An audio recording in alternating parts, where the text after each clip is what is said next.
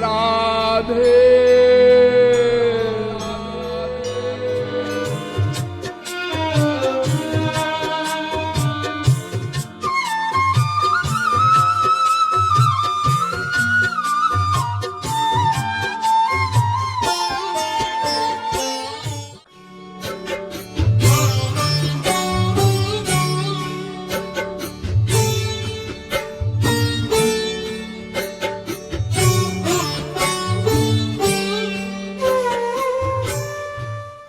चैतन्य महाप्रभु के समय में हुए एक बहुत बड़े संत पुंडरीक विद्यानिधि राजसी ठाट बाट से रहते थे। राजाओं से भी अधिक उनका ठाट बाट था। सोने का पलंग, सुंदर सुंदर लड़कियां सेवा करती थीं, चारों तरफ इत्र छिड़का हुआ, बढ़िया बढ़िया भोजन करते थे, रेशमी वस्त्र पहनते थे। संसार के सभी लोग उनको विषयी समझते थे, लेकिन अंदर से उनके हृदय में श्री कृष्ण भक्ति कूट कूट कर भरी हुई थी। इतने उच्च कोटि के महापुरुष थे कि चैतन्य महाप्रभु स्वयं उनसे मिलने के लिए आए, उनका आलिंगन किया और आलिंगन करके आनंद के आंसू बहाए। चैतन्य महाप्रभु ने इतनी भी प्रतीक्षा नहीं की कि भाई उनको बुलाया जाए, स्वयं गए चैतन्य महाप्रभु उनसे मिलने के लिए। तो असली प्रेमी संसार के विषयों को ग्रहण तो करता है, लेकिन उस विषय में उसकी आसक्ति नहीं होती। तो क्षांति, अव्यर्थ कालत्वम, विरक्ति, अब चौथा है मान शून्यता। सम्मान की इच्छा न रखना, बल्कि ये तड़पन पैदा हो कि लोग हमारा अपमान करें। किसी दिन कोई अपमान न करे तो परेशानी हो, अरे आज किसी ने हमारा अपमान ही नहीं किया। और अगर कोई अपमान करे तो विभोर हो जाओ, वाह आज तो आनंद आ गया, आज तो कई बार हमारा अपमान हुआ। लेकिन हम अपनी प्रशंसा चाहते हैं, हम चाहते हैं लोग हमारी प्रशंसा करें। अरे हमारी हैसियत क्या है जो हम अपनी प्रशंसा चाहते हैं? क्या तुम वैभव में इंद्र के समान हो? क्या तुम सम्मान में गणेश जी के समान हो? क्या तुम धन में कुबेर के समान हो? क्या तुम प्रताप में सूर्य के समान हो? क्या तुम बुद्धि में सरस्वती बृहस्पति के समान हो? क्या तुम सुंदरता में कामदेव के समान हो? आखिर तुम्हारे पास है क्या जो इतना अहंकार कि लोग हमारा सम्मान करें और जरा सा कोई अपमानजनक वाक्य बोल दे तो भौहें टेढ़ी हो जाए? क्या कहा? तुम्हारी हिम्मत कैसे पड़ी हमको ऐसा बोलने की? और चलो ये तो पूरे ब्रह्मांड में, एक ब्रह्मांड में टॉप करते हैं, तुम तो मृत्यु लोक में ही टॉप नहीं करते। मृत्यु लोक छोड़िए, आप तो अपने मोहल्ले में भी सब चीज में टॉप नहीं करते।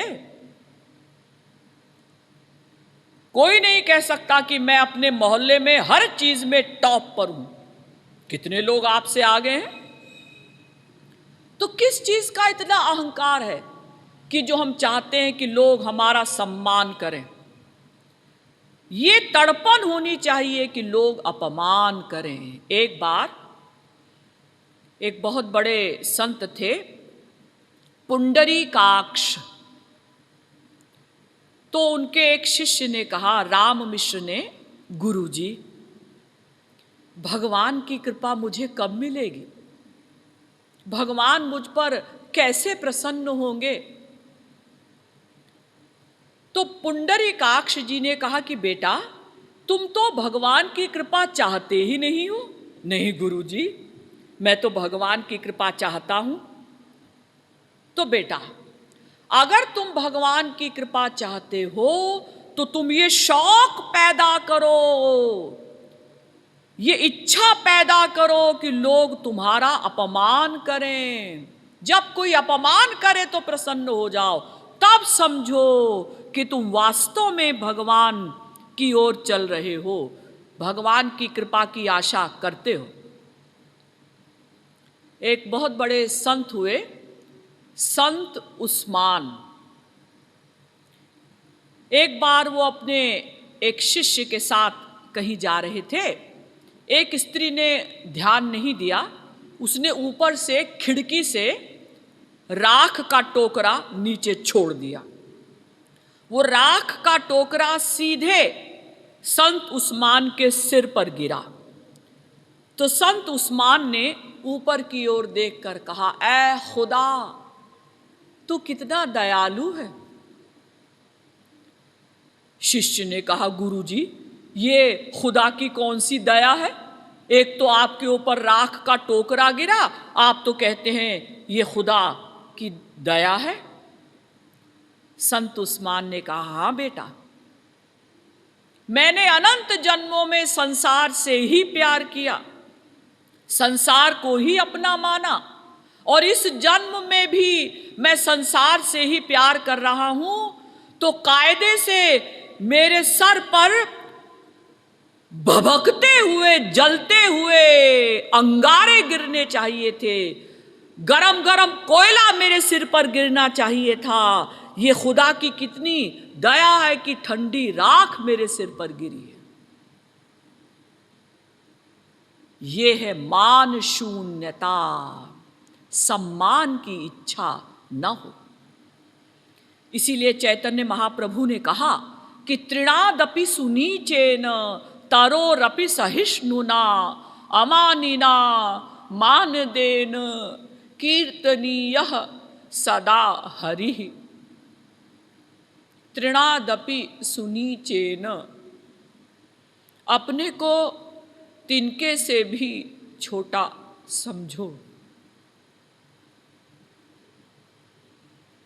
वृक्ष से भी अधिक सहनशील बनो,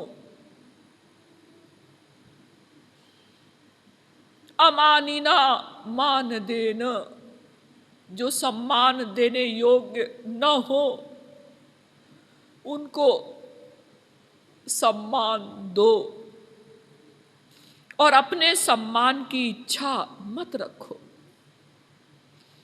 और साथ में कीर्तनीय सदा हरि ही, और सदा श्री कृष्ण का कीर्तन करो, स्मरण करो, तभी तुम अपने लक्ष्य को प्राप्त कर सकोगे। तो असली प्रेमी कभी भी सम्मान नहीं चाहता, बल्कि दूसरों को सम्मान देकर वो प्रसन्न होता है। तो क्षांति रव्यर्थ कालत्वम विरक्तिर मान शून्यता, पांचवा अनुभाव है भाव भक्ति का अनुभव, आशा बंध। आशा बंधो भगवतः प्राप्ति संभावना दृढ़ा। भक्ति रसामृत सिंधु। रूप गोस्वामी जी कहते हैं कि असली प्रेमी कभी निराश नहीं होता कि जी इतने वर्ष हो गए हमको राधे राधे करते हुए, जय जगन्नाथ करते हुए, अभी तक भगवान की कृपा हमको नहीं मिली। बल्कि वो आशा लगाए रहता है, अवश्य श्याम सुंदर मुझे दर्शन देंगे, अवश्य श्याम सुंदर की कृपा मुझे मिलेगी। आशा रहनी चाहिए, निराशा ना आने पाए। और हम लोग क्या करते हैं, थोड़ा सा भजन किया और सफलता नहीं मिली, अजी हमने तो इतना भजन किया, सफलता तो मिली नहीं, चलो वहीं चलते हैं संसार में। तो संसार में क्या आनंद है, सुख है? क्या वहाँ सब ठीक ठाक है? नहीं जी, ठीक ठाक कहाँ है, वहाँ तो कुछ नहीं है। इसीलिए तो हम ईश्वरीय मार्ग पर आए थे।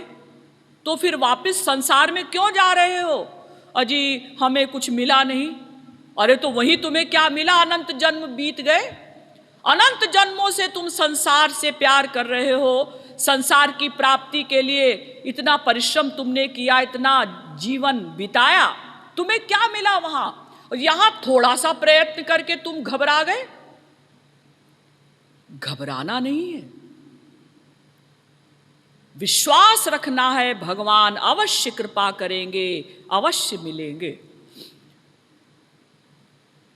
और अगर हम घबरा गए तो वो तो ऐसा ही होगा कि जैसे किसी व्यक्ति को पानी चाहिए, वो कुआं बनाना चाहता है, 10 फुट गड्ढा खोदा, अजी यहाँ तो चट्टान की परत है, यहाँ पानी नहीं होगा। दूसरी जगह गड्ढा खोदा, अजी यहाँ भी कंकड़ की लेयर है, यहाँ पानी नहीं होगा। तीसरी जगह गड्ढा खोदा, पूरे जीवन खोदते रहिए, कहीं भी पानी नहीं निकलेगा। आपको लगातार एक जगह खोदना चाहिए ना। अगर चट्टान मिली है तो उसको तोड़ो, उस चट्टान के नीचे पानी आने वाला था, आप उसी समय चूक गए। अगर आप वहीं पर उस चट्टान को तोड़ते तो पानी निकल जाता। तो हम लोग भी ऐसा ही करते हैं। थोड़ा सा ईश्वर की भक्ति की, किसी संत ने जैसा बताया, मन लगाकर ढंग से नहीं की, और अगर की भी और उतनी सफलता नहीं मिली, उतना मन नहीं लगा जितना लगना चाहिए, तो हम निराश हो जाते हैं। निराश नहीं होना है, लगे रहो, लगे रहो, अवश्य सफलता मिलेगी। अरे अनंत जन्मों के पाप हैं, उन पापों को धुलने में कुछ तो समय लगेगा ना।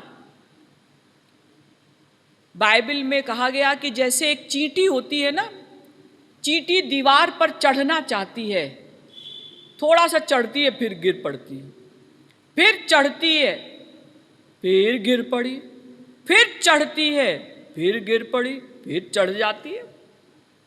तो जब चींटी नहीं घबराती और हम मनुष्य होकर घबरा जाते हैं, ये तो अच्छी बात नहीं। इसलिए असली प्रेमी आशा लगाए रहता है, विश्वास रखता है, अवश्य कृपा होगी। समुत्कंठा, उत्कंठा बनी रहे, उत्साह युक्त, हां हमें लगे रहना है, निराश नहीं होना। नाम गाने सदा रुचि, और भगवान के नाम गान में सदा रुचि रहे। लेकिन होता क्या है, हम लोग क्या कहते हैं, अजी 2 घंटा हो गया कीर्तन करते करते, बंद करो ना। और या फिर अरे क्या इतनी देर से गोविंदा गोविंदा गोविंदा कर रहे हो, दूसरा कीर्तन करो, चेंज करो। लेकिन जब हम भाव भक्ति पर पहुंच जाएंगे तो एक राधे राधे कहकर ही हम पूरा जीवन निकाल लेंगे। यानी बोर नहीं होंगे, थकेंगे नहीं। नाम गान में सदा रुचि रहनी चाहिए। आसक्तिस तद गुणाख्याने, उनके गुण के आख्यान में, प्रीतिस तद वसतिस स्थले, भगवान के धाम में प्रीति होनी चाहिए। भगवान के नाम रूप गुण धाम सब में निरंतर प्रीति बनी रहे। ये भाव भक्ति के अनुभाव हैं। जब भाव भक्ति हमारे अंदर आएगी तो ये अनुभाव हमारे दृढ़ होते जाएंगे, और आगे बढ़े और दृढ़ होंगे, और आगे बढ़े और दृढ़ होंगे, और आगे बढ़ते जाओ, रुको नहीं। अभी तो भाव भक्ति का प्रवेश हुआ है ना, अभी तो परिपक्व नहीं हुई वो भक्ति। और आगे बढ़ो और आगे बढ़ो, तब भाव भक्ति परिपक्व हो जाएगी। जब भाव भक्ति परिपक्व हो जाएगी तब गुरु हमारे मन में, जब अंतःकरण शुद्ध हो गया भाव भक्ति परिपक्व होने पर, तो गुरु हमारे मन में स्वरूप शक्ति का दान करेगा। तब हमारा मन दिव्य होगा, तब हमें वो प्रेमा भक्ति मिलेगी जिसे दिव्य प्रेम कहते हैं, जिसे सिद्धा भक्ति कहते हैं। अब ये जो साधन भक्ति और भाव भक्ति है, इसका कुछ क्रम भी होता है। ये तो मैंने भाव भक्ति के अनुभव बताए आपको।